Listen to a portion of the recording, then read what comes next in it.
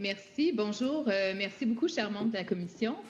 Évidemment, nous vous remercions chaleureusement de cette occasion toute particulière de contribuer à cette importante réflexion collective pour bien répondre aux besoins démographiques et économiques du Québec. Alors, mon nom est Sonia Cormier, je suis directrice générale de la Coalition des organismes communautaires pour le développement de la main-d'œuvre, la COCDMO. Merci de recevoir nos deux délégations. Au nom de la COCDMO, je suis accompagnée de Mme Nisrine Aliaya, directrice générale du Réseau des services spécialisés de main-d'œuvre, le RSSMO, et présidente de la COCDMO.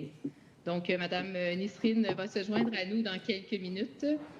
Et ensuite, au nom de la délégation d'Axtra, sont présentes Mme Valérie Roy, directrice générale d'Axtra, ainsi que Mme Lynne Laplante, directrice générale du quartier de l'emploi et du service L'Ancre, membre d'Axtra. Est-ce que vous m'entendez bien? Oui, on vous entend. Vous pouvez poursuivre. Parfait. Excellent.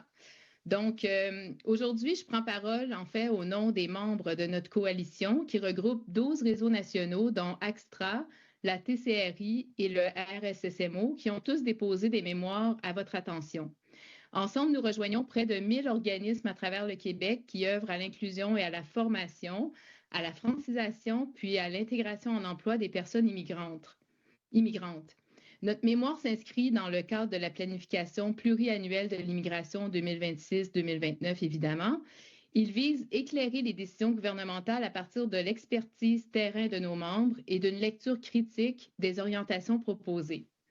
Ensemble, les membres de la coalition portent une vision commune, soit celle d'un Québec qui se développe sans exclure et qui fait de l'inclusion un moteur de prospérité collective. Le Québec doit donc adopter une politique d'immigration humaniste, inclusive et respectueuse des droits, qui reconnaît la diversité des parcours migratoires et professionnels, ainsi que le rôle central des organismes communautaires dans l'accueil et l'intégration de ces personnes. En fait, de manière globale et transversale, notre message clé est axé sur l'importance de l'emploi pour la réussite de l'insertion socio-professionnelle des personnes immigrantes. C'est le point central et la revendication commune des membres de la COCDMO, l'emploi comme vecteur central de l'insertion socio-professionnelle. En ce sens, nous portons aujourd'hui à votre attention nos 3 grandes recommandations.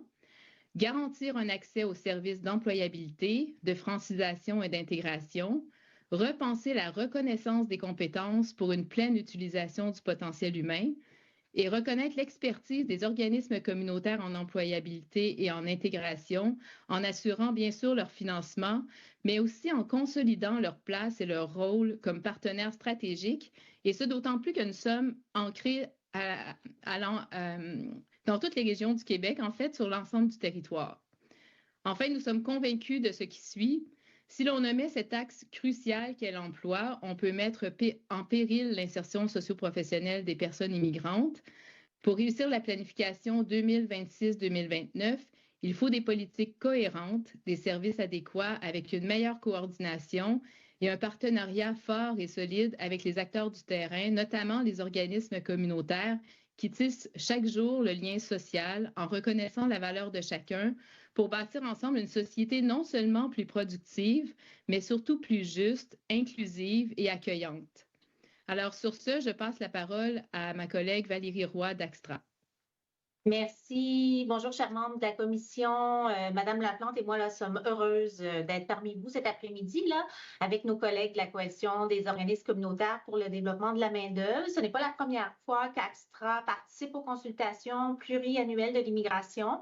Notre regroupement a pour mission de représenter, d'informer, de soutenir ces 89 centres conseils en emploi membres face aux enjeux du marché du travail, de les informer, de les soutenir.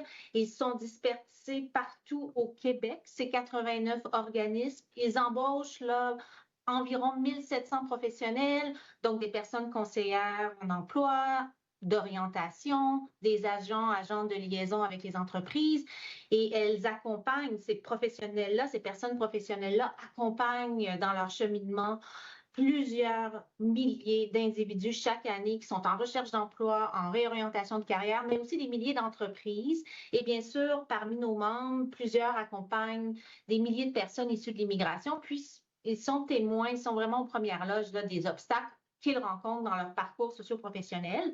On a la chance de faire partie d'un écosystème plus large que sont là, les 400 organismes spécialisés en employabilité au Québec, les OSE, comme nous appelle le ministère de l'Emploi, ou les ressources externes, si vous voulez, du ministère de l'Emploi.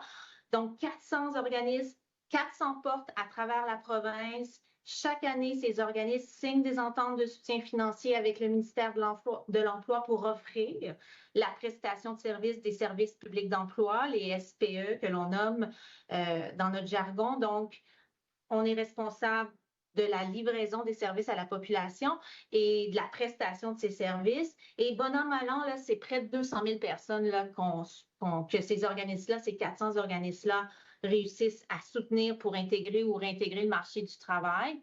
Donc, d'entrée de jeu aujourd'hui, là, je peux vous dire que nous sommes particulièrement préoccupés par l'accès limité aux services publics d'emploi pour plusieurs personnes immigrantes en raison de leur statut.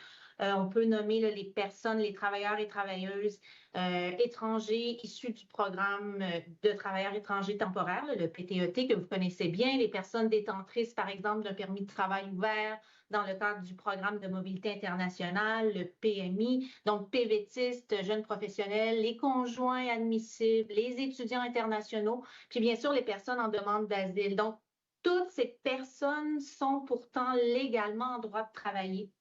Et pourtant, nombre d'entre elles pourraient contribuer. Elles se voient voir restreint l'accès à des services spécialisés en emploi, mais normalement, elles pourraient rapidement, si elles avaient le petit appui nécessaire ou l'accompagnement nécessaire, contribuer au marché du travail. Souvent, c'est qu'elles ne vont pas maîtriser les codes du marché du travail québécois ou les pratiques à privilégier, à mettre de l'avant. Parce que souvent, ce qui arrive, c'est qu'à tard, on va comprendre ou percevoir que ces personnes-là ont accès aux services publics d'emploi, mais elles ont accès aux services universels d'emploi qui se traduisent par l'accès aux salles multiservices des BSQ, des Bureaux de services Québec.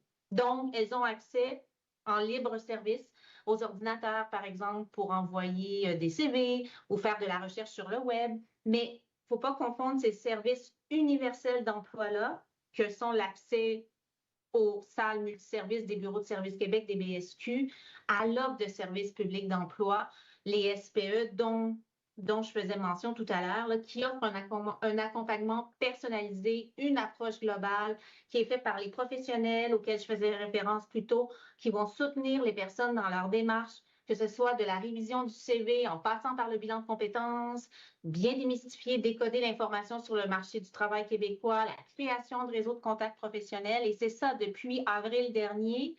En fait, depuis l'hiver dernier, je devrais dire, depuis le 1er février, là, depuis l'année 2020, le début de l'année 2025, il y a une décision qui a été prise de ne plus permettre l'admissibilité de ces personnes-là immigrantes aux mesures actives d'emploi offertes aux individus, donc au panier de services publics d'emploi et dont les travailleurs étrangers temporaires et leurs conjoints. Puis je vous dirais que cette situation fait mal sur le plan économique, sur le plan humain et de façon plus frontale dans certaines régions. C'est pour ça qu'on a un bloc de recommandations là, qui insiste sur ça, sur l'accès aux services publics d'emploi dans notre mémoire. On recommande un financement adéquat, mais pas juste à la hauteur, mais flexible pour que les organismes puissent garantir cet accompagnement-là. Une meilleure cohérence gouvernementale aussi est mentionnée dans notre mémoire pour observer cette meilleure cohérence-là, parce qu'on voit sur le terrain des fois une incohérence entre les politiques d'immigration, celles du ministère de l'Emploi, de l'intégration. Donc, il faut avoir une meilleure cohérence pour éviter aux personnes qui sont là, oui, depuis un petit moment, mais aussi les personnes nouvellement arrivées d'être pénalisés dans leur parcours finalement en raison de contradictions administratives. Par exemple, rapidement, les gens qui ont accès aux services du MIFI, accueil, établissement, francisation, bien sûr, une fois qu'ils sont dans ces services-là, ne peuvent pas basculer vers des services publics en emploi spécialisés qui relèvent du ministère de l'Emploi. Donc ça, c'est un cloisonnement qui vient nuire à une progression rapide puis une intégration réussie économiquement sur le marché du travail. Puis en résumé, là, en ce qui a trait à nos autres recommandations, bien sûr, on a parlé de l'offre de francisation dans notre mémoire, l'importance, on a souligné l'importance de réinvestir massivement dans cette offre-là, d'avoir aussi une offre de francisation qui soit contextualisée, arrimée au marché du travail actuel, en misant sur l'expertise encore de ce réseau de hausse d'organismes spécialisés en employabilité pour accompagner ces personnes-là, parce que vous le savez, apprendre une seconde langue, troisième langue, quatrième langue, c'est pas toujours facile. Merci, je m'excuse de vous interrompre, oui, c'est tout le temps que nous avons. Voilà, ça résume, donc on est prêt à discuter avec les parlementaires. Parfait, merci. Alors, nous allons commencer la période d'échange avec Monsieur le ministre. Merci beaucoup, Mme la Présidente. Merci. On voit que vous êtes passionnée, Mme Roy, Laplante, Cormier, et j'ai manqué un nom, la quatrième personne. Aliaya. Bonjour aussi, vous êtes salués. Il y avait beaucoup de choses dans vos deux mémoires, dans vos deux présentations. J'ai été interpellé par la page 13 du mémoire sur la coalition. Ça dit « Pour une approche humaniste et inclusive ». Puis je fais un lien avec l'intervention de Mme Roy à la toute fin quand elle a dit que ça prend un décloisonnement, j'ai retenu ce mot-là, des services qui sont accessibles, pas des services en emploi, mais pas seulement, pour avoir une vraie intégration. Puis je vois dans le deuxième paragraphe à la page 13, on dit que ça prend la réciprocité entre la société d'accueil et les individus. On dit que ça ne se limite pas, l'inclusion ne se limite pas à l'intégration socio-professionnelle. Elle englobe dimension sociale, citoyenne, linguistique, culturelle. Je trouve ça très important. Il n'y a pas si longtemps, on adoptait à l'Assemblée nationale, avec les collègues des oppositions qui ont bonifié le projet de loi, je les remercie d'ailleurs, notre modèle à nous, qui n'est pas le multiculturalisme, mais qui est l'intégration nationale, avec écrit en toutes lettres dans la loi le principe de la réciprocité, très clairement. Puis on dit il y a la personne elle-même, mais attention, il y a l'État, mais pas seulement ça, il y a la société d'accueil, donc les Québécoises et Québécois. Et c'est là où on a vraiment tous une responsabilité. Ça passe par l'emploi, mais pas seulement. Donc, c'était pas une question, mais c'était juste une réflexion. J'ai trouvé intéressant que vous apportiez ça. J'ai une question, par contre, parce que là, j'ai été interpellé, mais peut-être que j'ai mal compris dans ce cas-ci, sinon vous m'éclairez. À la page 7 du même mémoire, premier sur la coalition, là, je suis tombé là-dessus, il y a des recommandations. La troisième, ça dit augmenter les seuils d'immigration dans les différentes catégories. Donc, je comprends peut-être dans toutes les catégories, vous me le direz, afin de résorber l'arriéré dans le traitement des demandes tout en garantissant des ressources naturelles à leur traitement. Mais vous dites augmenter les seuils d'immigration. Tout azimut, les permanents, les travailleurs étrangers temporaires, tout le monde? Est-ce que je vous comprends bien? Pouvez-vous préciser ce que vous voulez dire? Oui, absolument. Merci, Monsieur le ministre, Madame la Présidente. Bonjour tout le monde. Bonjour, Messieurs, Mesdames les députés. Donc, dans le fond, c'est une excellente question que vous emmenez là, mais j'aimerais bien revenir sur votre première intervention parce que, en fait, on parle toujours de la bidirectionnalité et très souvent, pour avoir une bidirectionnalité, il faut être deux parties, dans le fond. Souvent, on prépare beaucoup la personne immigrante, mais on oublie de préparer nécessairement la société d'accueil à, entre guillemets, l'accueillir dans les meilleures conditions. Et quand on nommait ça, c'était vraiment pour donner une part de responsabilité à chacun des deux parties dans cette intégration-là. Donc, on est très heureux d'entendre que ça a l'écoute et l'impact qu'on voulait par rapport à cela. Maintenant, pour revenir à l'augmentation de seuil ou la question de l'augmentation de seuil, on parle principalement, bien sûr, de la question de la résidence permanente. Et là où on veut arriver, c'était que depuis toujours, on n'a jamais pris en considération la question des seuils temporaires. Dans toute notre réflexion en amont, dans l'ensemble des planifications précédentes, on avait toujours parlé de résidents permanents, d'un seuil de résidence permanente, d'un 50 000 qui a été pendant très, très longtemps notre chiffre magique. Pendant un certain temps, on avait aussi parlé de baisser les seuils, on avait parlé d'en accueillir moins pour en prendre soin. Donc, l'idée avait été vraiment de comment est-ce qu'on va pouvoir reconsidérer l'immigration permanente et l'octroi de la résidence permanente à des personnes qui actuellement ont des statuts autres et qui peuvent être, entre guillemets, éligibles à cette résidence permanente de par leur parcours. Entre autres, je citerai par exemple les personnes qui sont issues du programme de l'expérience québécoise, programme qu'on considère vraiment comme étant un levier pour une intégration réussie, étant donné que c'est des personnes qui ont déjà fait des études ici pour plusieurs ou qui ont déjà travaillé, qui sont déjà francisées et qui peuvent éventuellement devenir un levier et une valeur ajoutée pour notre société. Donc, c'est ça. Les seuils là, suggérés, là, 25, 35, 45, vous voulez rehausser ça, même en haut du 50, qui est le seuil moyen des dernières années. Vous voudriez plus que ça. Mais qu'est-ce que vous répondez à certaines personnes qui sont venues avant vous, dont l'Institut du Québec, dont l'économiste Pierre Fortin, dont le professeur David Santarosa, qui nous dit « On est au-delà déjà. On est au-delà de notre capacité d'accueil. On le voit par le taux de chômage. On le voit par les enjeux de logement, on le voit par des enjeux dans les écoles, sachant que, pour vrai que tout ça est causé exclusivement par des seuils d'immigration trop élevés. Là. Mais c'est un facteur. Puis ce matin, le professeur Santarosa nous disait que même dans plusieurs écoles publiques, des professeurs qui n'enseignent pas l'ensemble du programme de formation de l'École québécoise parce que les classes d'accueil sont tellement saturées, il y en a tellement, qu'on fait basculer les élèves de la classe d'accueil à la classe régulière alors qu'ils ne sont pas prêts. Ils arrivent en classe régulière, le professeur, il dit, ils ne sont même pas finis d'être francisés.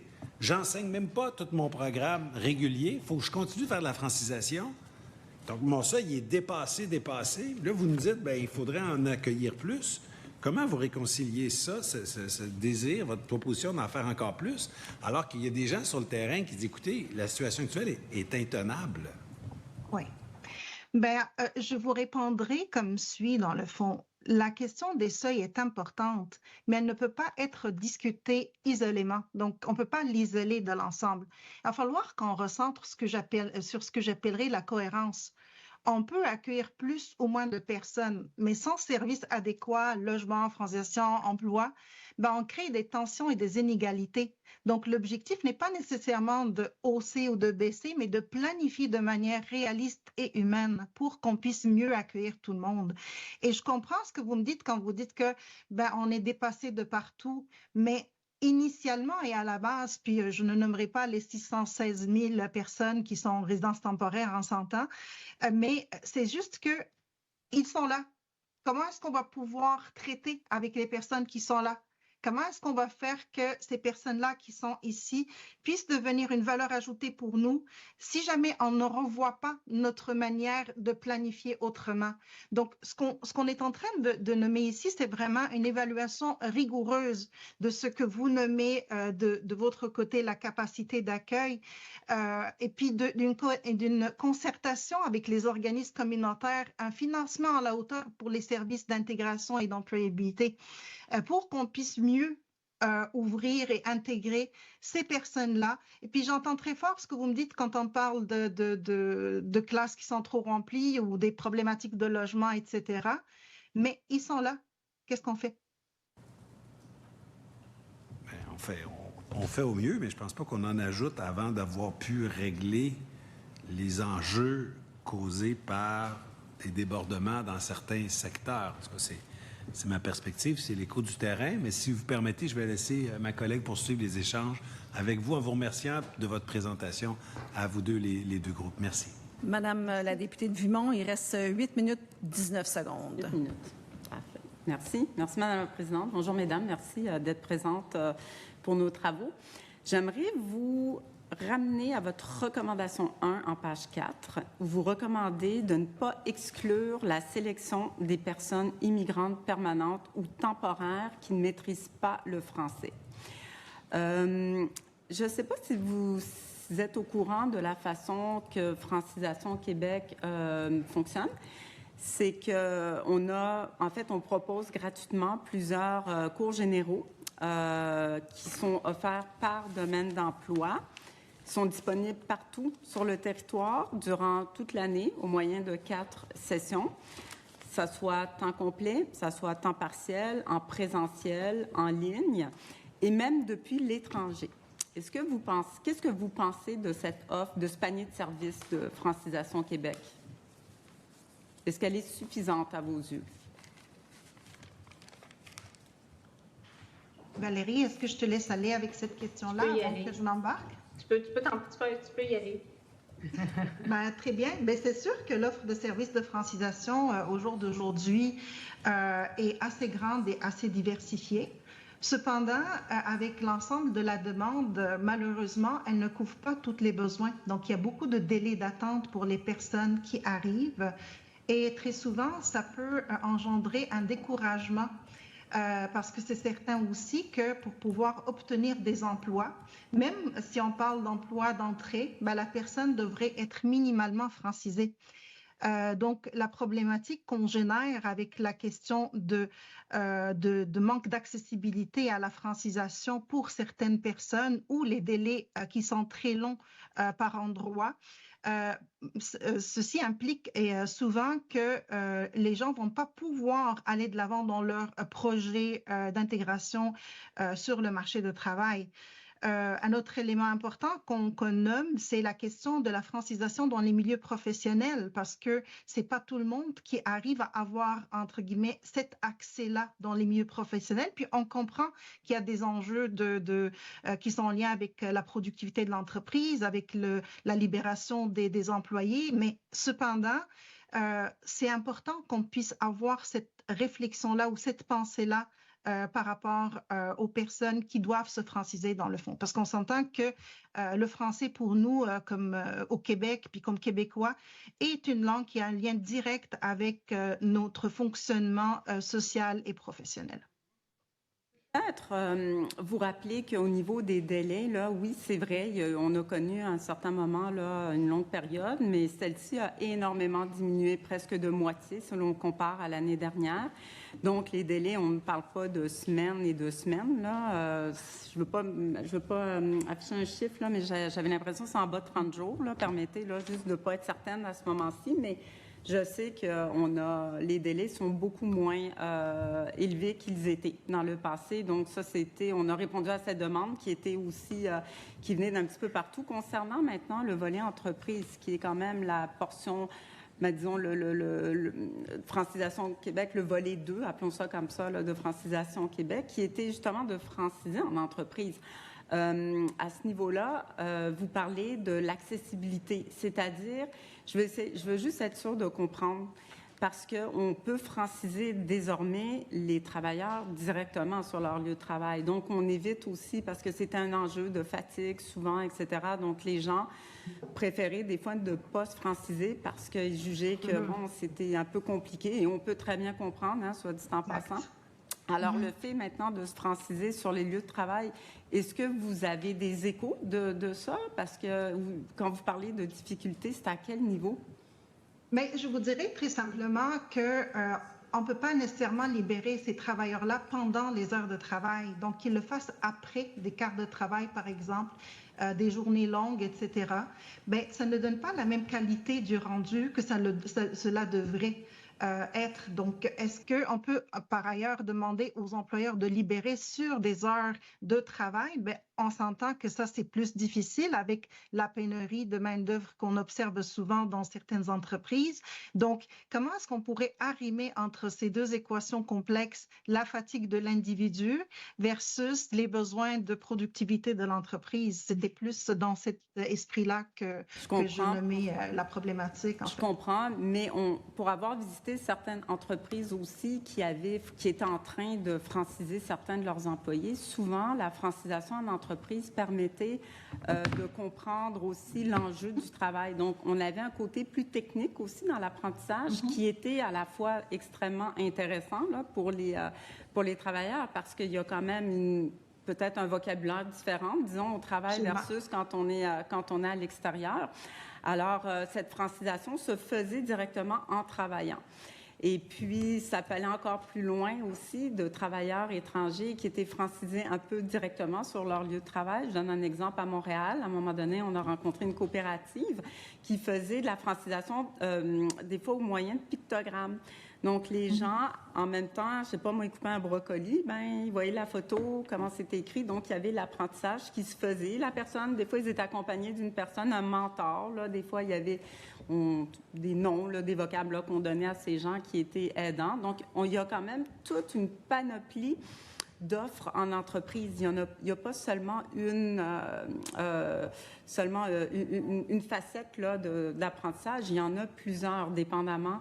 Peut-être que les organismes que vous représentez n'ont peut-être pas toute l'étendue. Je ne sais pas. Est-ce qu'ils ont vraiment toute l'étendue des services ou peut-être regarder de notre côté, est-ce qu'on pourrait peut-être davantage les informer aussi? Il y a peut-être un peu, je ne mets pas le tort en disant que vous ne les informez pas, là, pas du tout, mais est-ce qu'il manque peut-être un peu plus d'infos qu'on devrait peut-être vous soumettre aussi pour que ça soit plus facile? Puis, ma foi, au MIFI, ils sont très ouverts aussi aux idées, aux nouvelles façons de faire là, pour la francisation en entreprise. Je pense que quand on est plusieurs à penser, on peut facilement mettre de l'avant là, des nouvelles façons de faire. Je pense que c'est quelque chose qui peut être vraiment intéressant. Dernière petite mise au point, peut-être aussi dans le PSTQ volet 4. On n'a pas mis d'exigence minimale de français, justement pour nous donner la flexibilité d'inviter des experts mondiaux qui seront un atout et qui vont pouvoir entreprendre leur francisation une fois sur le territoire. Donc, peut-être, je voulais peut-être mettre une petite mise au point aussi là-dessus. Peut-être que c'était peut-être pas clair, ou des fois, vous savez, l'information, elle circule, puis des fois, on pense que... Donc, ça, c'est important. Est-ce qu'il y avait quelqu'un qui voulait poser une question ou je continue? C'est fini? 5 secondes. Ah, il reste... Oh, mon Dieu Seigneur, d'accord. Ça a passé vite, le 8 minutes, finalement. En fait, ben voilà, moi, je voulais juste vous remercier encore une fois là, de votre participation à nos travaux, puis en espérant là, peut-être de continuer aussi à collaborer sur... c'est important, je pense que la francisation, on l'a tous à cœur, puis on ne doit pas reculer, même si c'est difficile, même si c'est des fois ardu le chemin. Là, je pense que si on se met tous ça à l'œuvre, là, on va être capable de franciser. Parfait. Alors, merci. Il reste 14 secondes. Alors, c'est tout? Parfait. Alors, Monsieur le député de l'Acadie, la parole est à vous. Merci, Madame la Présidente. Alors, bon après-midi à vous quatre. Merci pour vos mémoires. Il y a un élément que vous soulevez, c'est dans le mémoire de la COCDMO, à la page 7, et ça traite du regroupement familial. Et j'aimerais vous entendre là-dessus parce que présentement, et vous le soulignez, regroupement familial des conjoints, le délai, c'est même des fois un peu plus que 36 mois. Des parents, 48 mois. C'est le cas au Québec. C'est moins long dans le reste du Canada. Les quotas, à peu près, c'est de 10 200 à 10 600 par année. Il y a présentement 11 800 personnes sur le territoire en attente, mais il y en a 30 000 à l'étranger. Donc, les délais vont continuer à s'étendre. Et là, le ministère a différents scénarios qu'il propose dans le cadre de la consultation.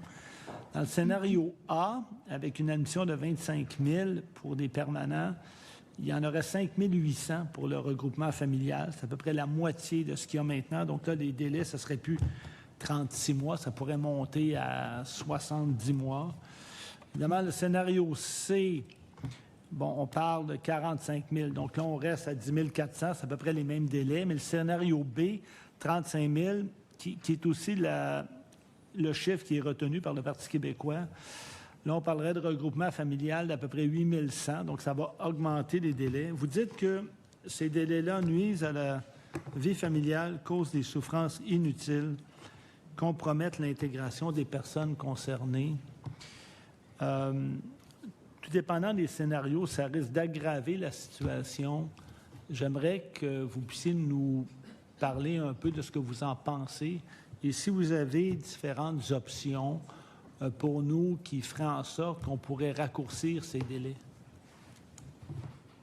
Merci, Monsieur le député, pour la question. Dans le fond, ce qu'on est en train de nommer ici, c'est que nous avons toujours considéré le Québec comme une terre d'accueil.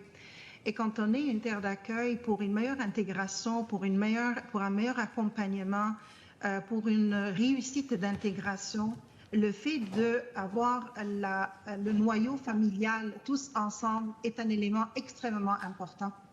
Et le noyau familial égale à quoi? Égale à conjoint-conjointe, enfants. Donc, si une personne qui a fait son parcours de résidence permanente et qui arrive toute seule n'est pas rejointe par le reste de sa famille, ben, ça risque de créer des fragilités, des difficultés et surtout beaucoup de problématiques au niveau d'un parcours migratoire qu'on pourrait considérer de façon positive. Ce parcours migratoire, il consiste pas seulement justement dans une phase d'intégration réussie à avoir simplement un accès aux services et tout ce qui va avec, mais d'avoir aussi le noyau familial qui est solide et présent ensemble, tout le monde. Maintenant, ce que vous me nommez en lien avec les seuils, c'est certain qu'aucun des scénarios ne serait valable pour ces personnes-là qui vont demander un regroupement familial. Donc, est-ce que initialement on devrait réfléchir ça en amont? Donc, est-ce qu'on devrait penser que la personne qui arrive devrait soit arriver avec le conjoint ou la conjointe et que ce soit pensé dans nos méthodologies d'accès à la résidence permanente, puis là encore, je parle vraiment de la résidence permanente, ou est-ce qu'on voudrait enlever cette option quand on parlera des personnes temporaires. Puis là, je reviens un petit peu à l'intervention de M. Robert Gière en parlant de la définition du mot temporaire. Donc, éventuellement, si la résidence est temporaire puis qu'elle cible une personne en particulier, est-ce que la question des conjoints-conjointes devient centrale à ce moment-là? Donc, nous, notre souci, c'est vraiment par rapport à un regroupement familial qui touche directement les personnes qui sont installées au Québec et qui comptent avoir un projet longue durée de devenir un citoyen québécois à part entière. Et cette citoyenneté-là, ben, on l'obtient que quand on a une vie qui est de qualité. Puis cette vie de qualité, si le noyau familial existe, il devrait faire partie de l'équation au complet. Compte tenu des délais et compte tenu des scénarios proposés, ces délais risquent de s'accroître. Est-ce que ça peut avoir un impact sur les engagements internationaux du Québec? Bien, il me semble bien que oui. Et compte tenu de l'impact que ça a sur les familles, sur des enfants, est-ce qu'on ne devrait pas les traiter hors seuil? Mais moi, je pense qu'il ne faut pas décourager les personnes de vouloir venir au Québec. C'est ça la grande question que nous avons dans le fond. C'est que si jamais on est pour mettre des obstacles, entre parenthèses, qui font partie de l'identité de l'humain dans le fond, on est des acteurs de société puis on est des personnes qui vivent dans une structure qui est assez claire dès le départ.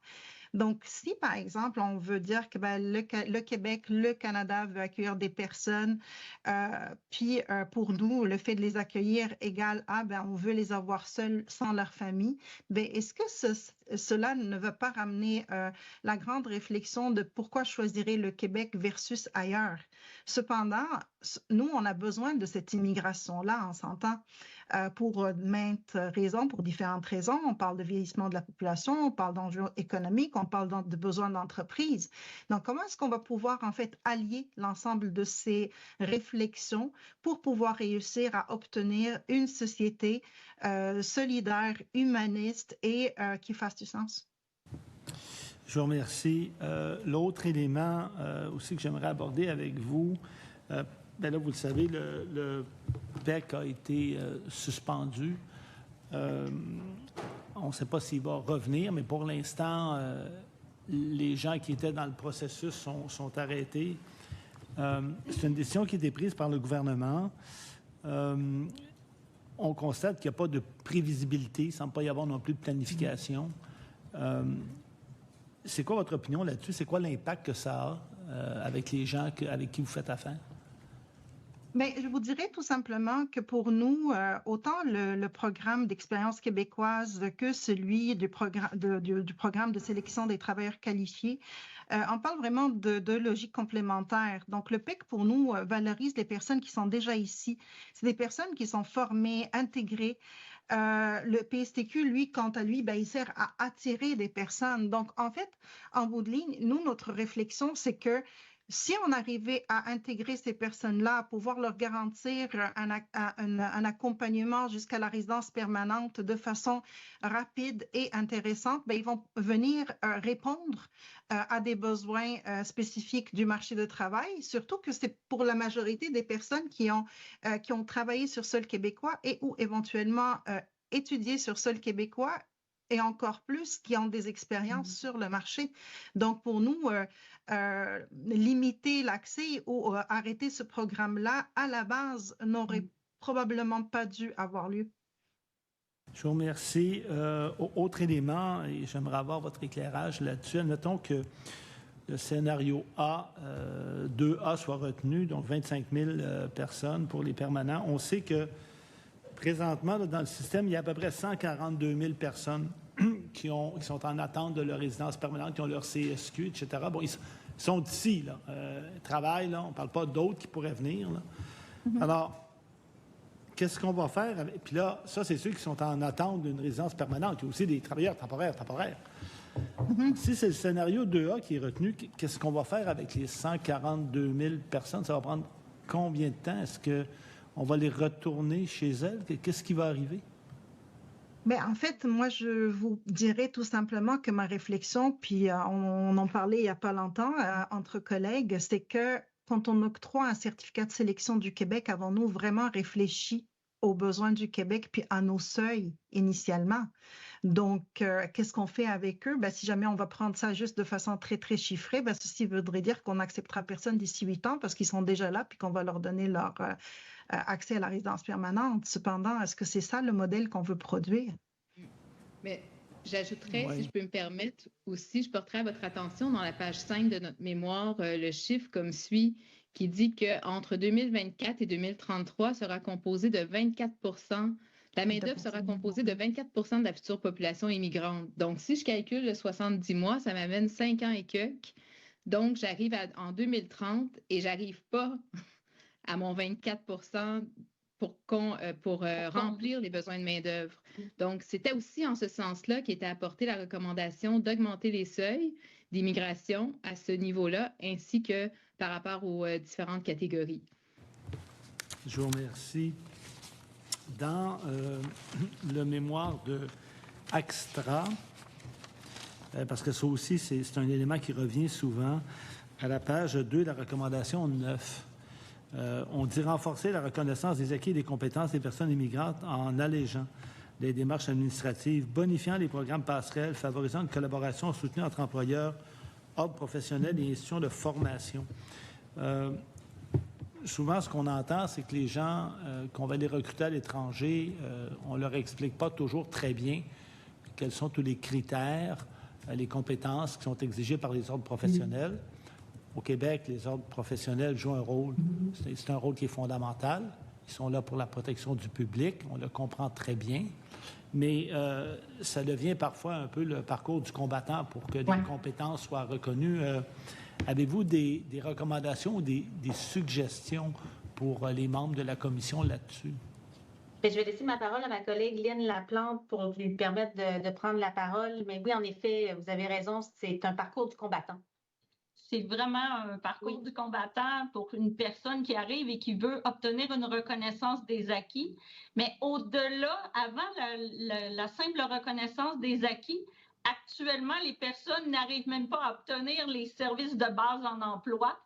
Et par la suite, pour être capable d'aller chercher la reconnaissance des acquis, on va ajouter des délais, on va ajouter beaucoup de parcours. Nos recommandations ne peuvent pas s'inscrire autre que de dire il faut qu'on puisse accompagner la personne dans toutes les sphères et tous ses besoins pour être capable de lui permettre d'obtenir un emploi à la hauteur de ses compétences. Il va falloir que les ordres professionnels nous aident aussi à tout le monde collectivement à ce qu'on puisse utiliser la bonne personne avec le maximum de ses compétences pour venir combler des besoins sur notre marché du travail. Merci. Alors, je suis désolée de vous interrompre. Désolée de vous interrompre. On va poursuivre la discussion avec le député de Maurice-Richard. Merci beaucoup, Madame la Présidente. Merci beaucoup, Mesdames, pour vos éclairages. Peut-être une question simple pour commencer. Est-ce que vous avez déjà vu une définition claire de ce que c'est que la capacité d'accueil? Et je vous dis, je n'ai pas beaucoup de temps. Il n'y a pas beaucoup... Non, on n'a pas... Non, right. On n'a pas une définition claire. Mais je vais rebondir sur la question, puis je vous dirais tout simplement que, en ce qui concerne la coalition et ses membres, on conteste souvent l'usage politique du concept de la capacité d'accueil qui est jugé comme vague et non mesurable dans le fond. Ce concept, il alimente plutôt la peur. Il ne repose pas vraiment sur ce que j'appellerais un fondement scientifique. On devrait plutôt parler de comment on peut mesurer la capacité d'améliorer les systèmes d'intégration, par exemple, comment on peut renforcer des mécanismes de sensibilisation citoyenne. Est-ce qu'on peut éventuellement abandonner cette notion pour dire plus comment pourrions-nous améliorer nos systèmes? Je vous entends, je m'excuse, j'ai très peu de temps. Donc la définition claire n'existe pas. Vous n'avez jamais vu un chiffre qui vous a été présenté qui vous dit la capacité d'accueil est ceci. Ni d'ailleurs par les deux partis qui en parlent tout le temps, ni la CAQ, ni le Parti québécois, à ma connaissance, pour les avoir beaucoup écoutés au sein de cette Assemblée. Peut-être aller sur les différentes ressources que vous avez pour justement permettre aux différentes personnes qui arrivent sur notre territoire et qui veulent travailler, qui d'ailleurs vont payer, faut-il le rappeler, des impôts toute leur vie et donc payer aussi avec tout le monde pour les suivants. Est-ce que vous avez des manques dans le communautaire, dans les différents services que vous apportez? Oui, ben, je vais laisser, c'est ça. Lynn, vas-y. C'est une très bonne question. Depuis le début de l'année 2025, là, début février, appliqué au début avril, on ne peut plus accueillir plusieurs personnes avec des statuts d'immigration, entre autres les travailleurs étrangers temporaires. On a beaucoup de cas de figure sur le terrain où, et je vais vous en citer quelques-uns qui sont arrivés dans les dernières semaines. Le secteur de la santé accueille beaucoup d'infirmiers, infirmières de l'étranger avec une courte formation emploi garanti. Le conjoint ou la conjointe arrive avec une expérience et une expertise et on ne peut pas accompagner cette personne-là vers l'intégration en emploi. Donc, cette personne-là a un permis légal de travailler, un permis ouvert, a une expertise à offrir, mais ne connaît pas du tout le milieu de l'emploi. J'ai des cas de figure qui sont arrivés dans les dernières semaines où on a, entre autres, une dame qui nous arrive de la France qui est diplômée en psychologie, qui a 5 ans d'expérience, qui pourrait travailler dans un milieu scolaire pour aider, mais ne connaît pas le milieu de l'emploi, ne sait pas comment faire sa recherche d'emploi, ne peut pas adapter son curriculum vitae, sauf les services universels d'emploi dans les BSQ, parce qu'ils ne sont plus admissibles à aucun service public d'emploi depuis le 1er avril dernier. Fait que ça vient vraiment compromettre le placement en emploi de gens qui nous arrivent avec un espoir de s'installer ici. On a besoin de leur conjointe dans le milieu de la santé, puis on n'est pas capable de soutenir le conjoint ou la conjointe dans d'autres secteurs d'emploi. Intéressant de voir que les exemples que vous donnez, c'est justement des personnes qui offrent des services et donc qui participent peut-être à augmenter la fameuse capacité d'accueil. Oui. C'est le lien avec la capacité d'accueil, vous avez mis le doigt dessus, il faut une meilleure cohérence des ressources, puis ça, c'est primordial de revoir ces critères d'admissibilité-là. Ça a une pression sur le plan économique dans les régions où la vitalité économique il y a des enjeux parce qu'il y a une pénurie de main-d'œuvre sectorialisée et ça a des enjeux sur le plan humain. Si on laisse les gens dans la vulnérabilité et qui n'ont pas de salaire stable, avec un emploi convenable, ben, ils vont utiliser davantage les autres services publics. Merci beaucoup à vous quatre. Merci beaucoup à vous quatre de votre collaboration.